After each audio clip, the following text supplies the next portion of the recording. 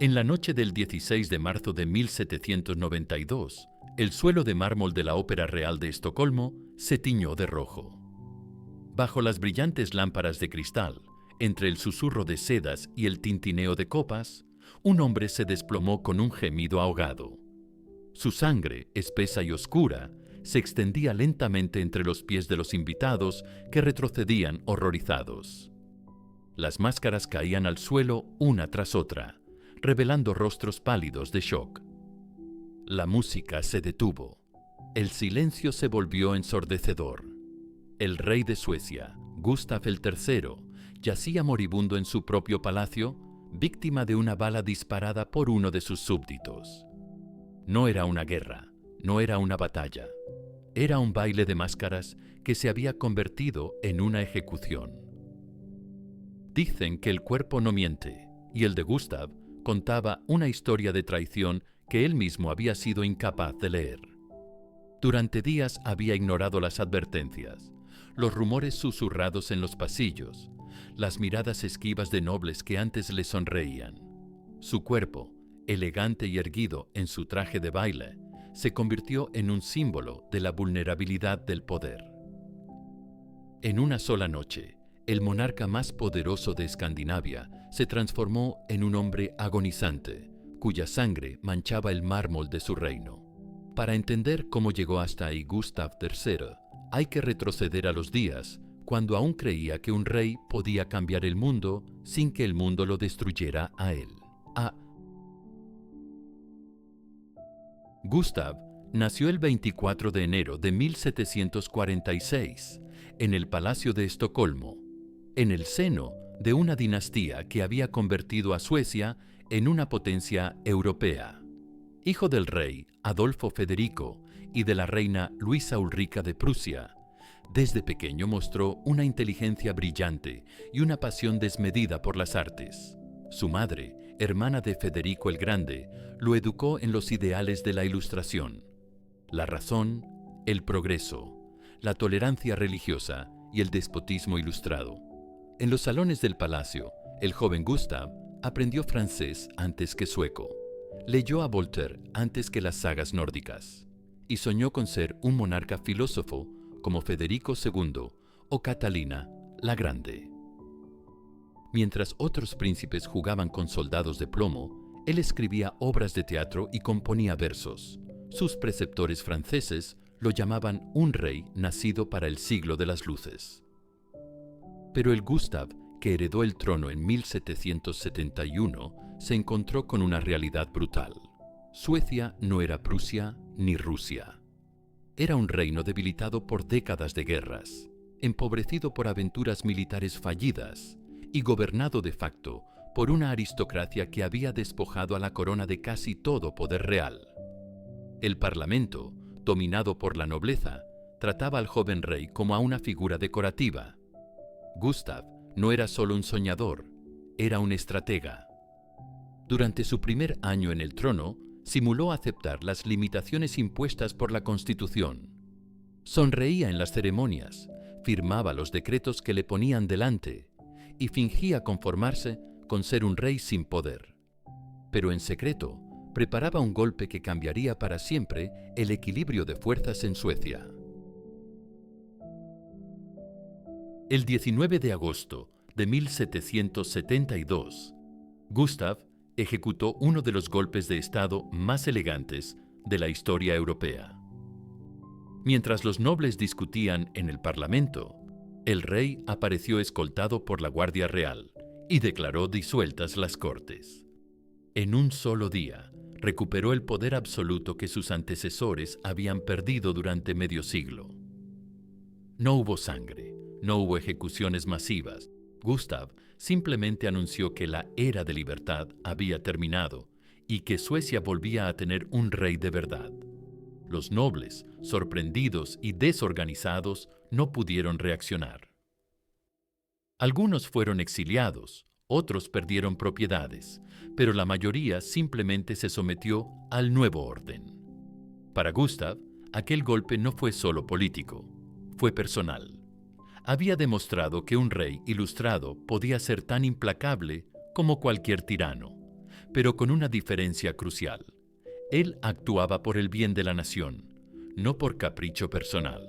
O al menos, eso se decía a sí mismo cada noche. Los primeros años de su reinado personal fueron brillantes. Abolió la tortura judicial, estableció la libertad de prensa, fundó la Academia Sueca, impulsó el comercio y las manufacturas. Estocolmo se llenó de teatros, bibliotecas, academias. Gustav no solo quería ser un gran rey, quería crear una gran nación. Pero cada reforma que beneficiaba al pueblo común era una puñalada en el corazón de la vieja aristocracia. Cada derecho concedido a los burgueses era un privilegio arrebatado a los nobles, y en los salones de palacio, entre reverencias y sonrisas corteses, se incubaba un odio que no tardaría en buscar venganza. Gustav sentía esa hostilidad como un frío en la espalda, pero la interpretaba como el precio inevitable del progreso.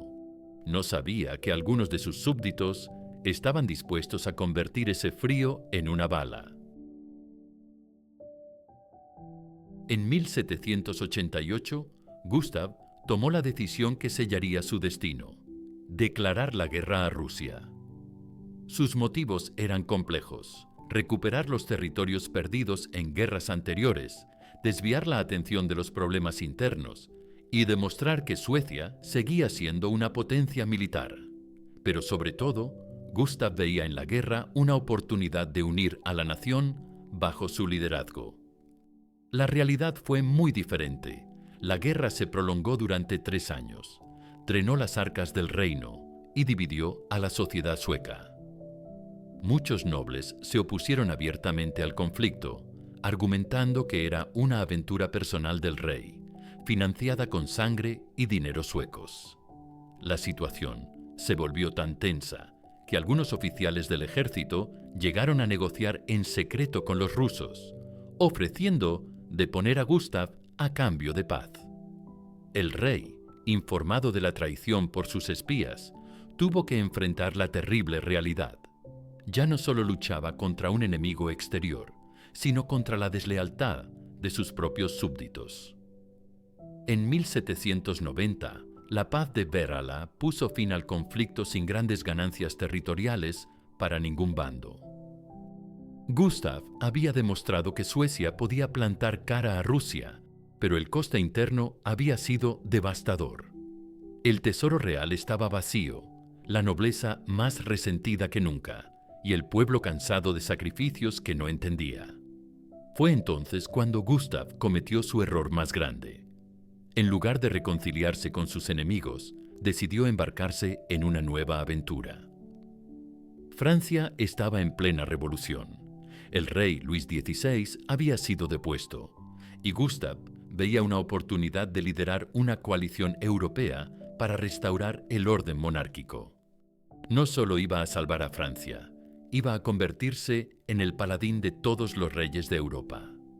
Para la nobleza sueca, aquello era la gota que colmaba el vaso. Gustav ya no era solo un rey autoritario. Era un rey loco cuyas fantasías megalómanas iban a arruinar definitivamente al país. Y cuando un rey se convierte en una amenaza para quienes lo rodean, la historia demuestra que siempre hay alguien dispuesto a detenerlo. Durante el invierno de 1791 a 1792, Estocolmo se llenó de rumores y susurros. En las tertulias aristocráticas, en los clubs de oficiales, en los salones de la capital, se hablaba abiertamente de la necesidad de salvar a Suecia del rey. No era una conspiración organizada, era un estado de ánimo, una corriente subterránea de descontento que esperaba el momento y el hombre adecuados. El hombre apareció en la figura de Jacob Johan Ankarström, un capitán retirado de la Guardia Real de 42 años.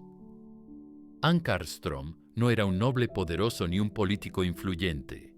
Era un pequeño terrateniente arruinado por las reformas económicas de Gustav. Un hombre que había perdido su fortuna familiar y culpaba al rey de su desgracia personal. Pero Ankarström tenía algo que otros conspiradores no tenían: Acceso a palacio.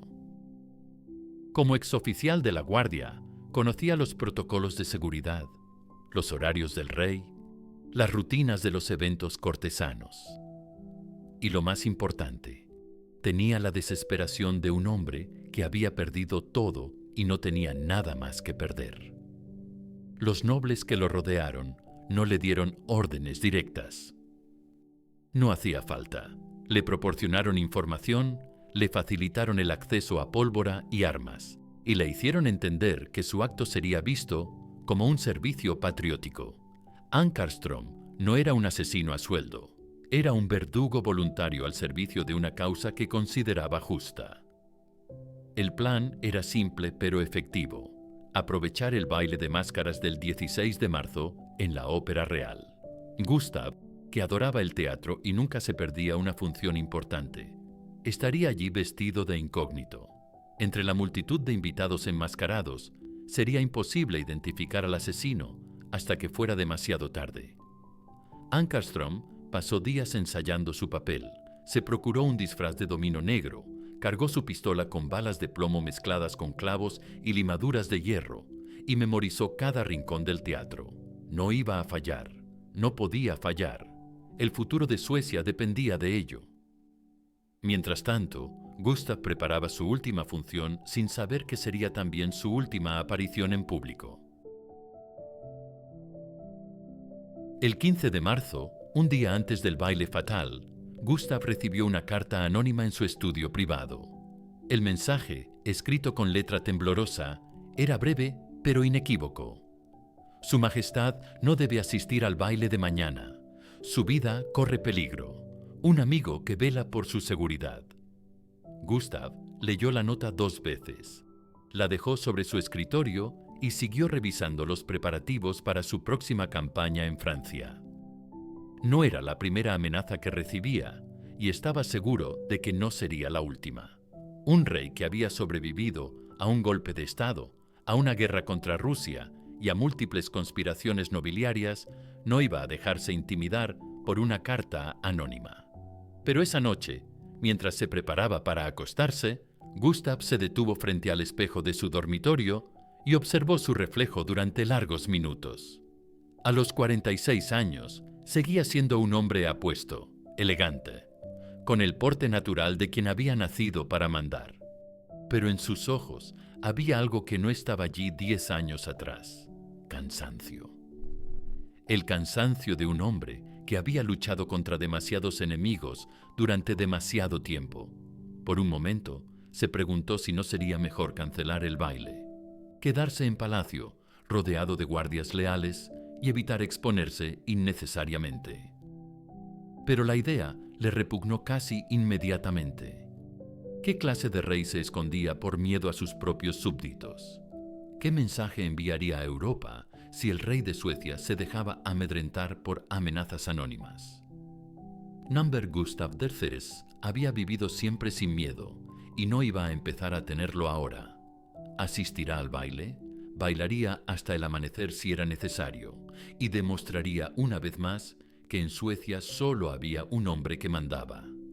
Al día siguiente partiría hacia Francia para salvar la monarquía europea.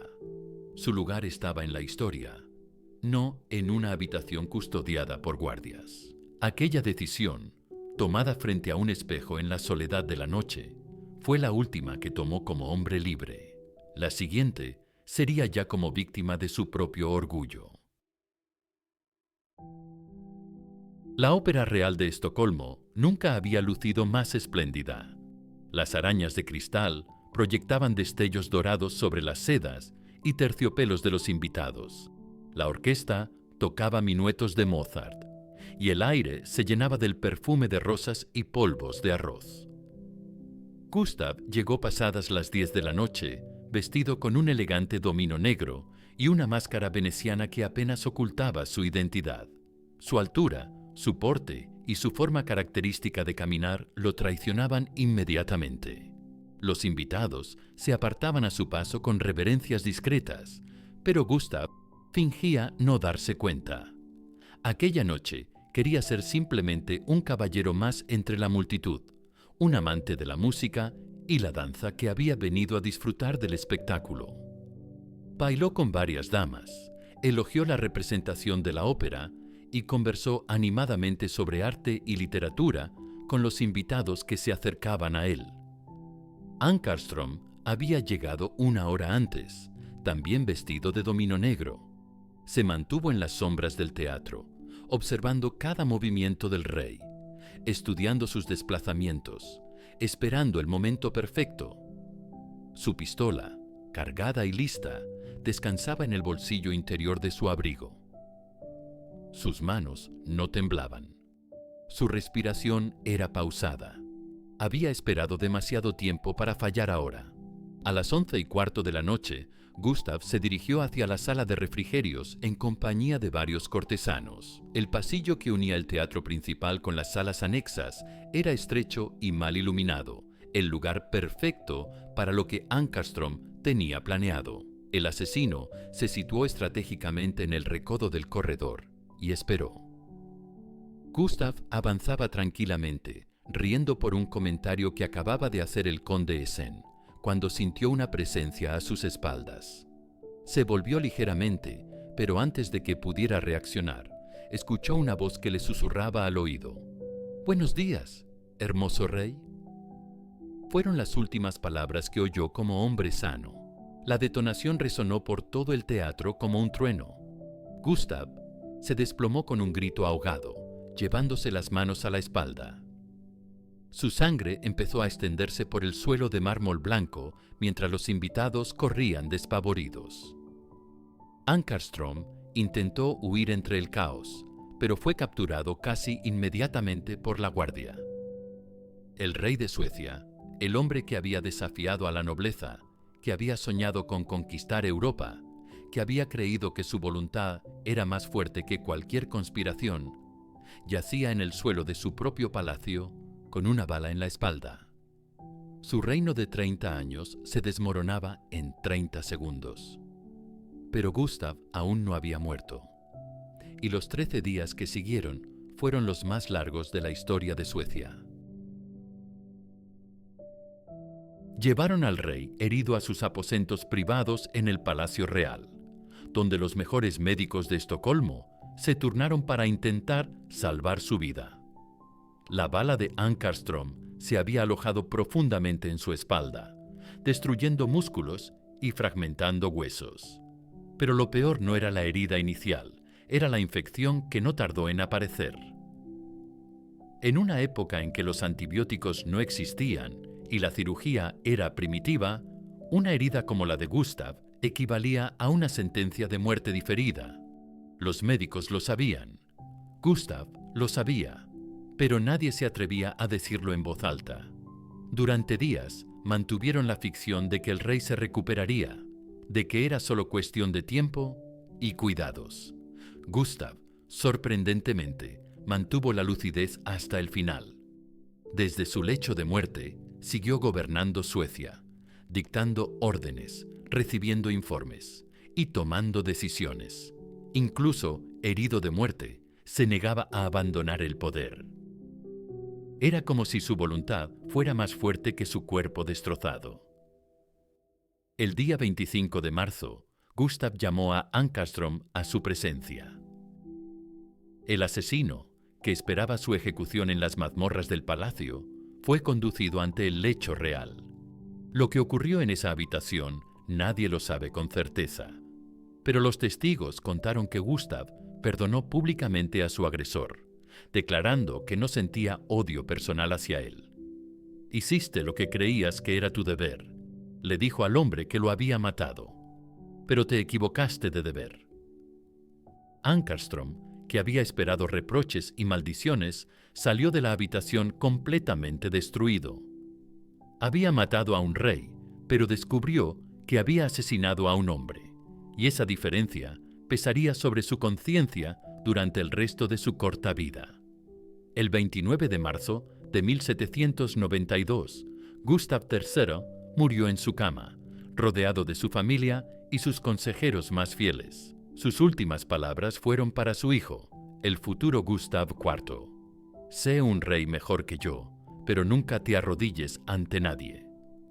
Tenía 46 años, había reinado durante 21 años, y con él murió la última gran monarquía absoluta ilustrada de Europa. Gustav III no fue el tirano que sus enemigos pintaron. Fue un idealista que confundió sus sueños con la realidad, un reformador que no entendió que el progreso sin consenso siempre genera violencia, un rey que creyó que su voluntad individual podía cambiar siglos de tradiciones aristocráticas. Su cuerpo no le pertenecía en los últimos días. Pertenecía a una nación que esperaba ansiosamente noticias de su estado, a una corte que se preparaba para un cambio de era, a una Europa que veía en su agonía el símbolo de todos los reyes amenazados por las nuevas ideas. Esta es la historia de un hombre que quiso ser el protagonista de su tiempo y acabó siendo víctima de él. Que soñó con conquistar Europa y no pudo controlar ni siquiera su propia capital. Que murió bailando como había vivido, elegantemente, trágicamente, sin entender que la música ya había cambiado. Así mueren los imperios que se apoyan en una sola voluntad, no con guerras ni revoluciones, sino con una bala en la espalda, disparada por alguien que ayer te sonreía y mañana te olvidará. Y aún hoy, cuando los poderosos confunden sus deseos con la voluntad del pueblo, cuando los reformadores creen que pueden cambiar el mundo sin tocar los intereses de nadie, cuando los idealistas olvidan que la política también es el arte de los enemigos, la sangre de Gustav III sigue manchando el mármol de todos los palacios. Porque hay reyes que mueren en batallas y hay reyes que mueren bailando. Gustav III demostró que a veces lo segundo es más peligroso que lo primero.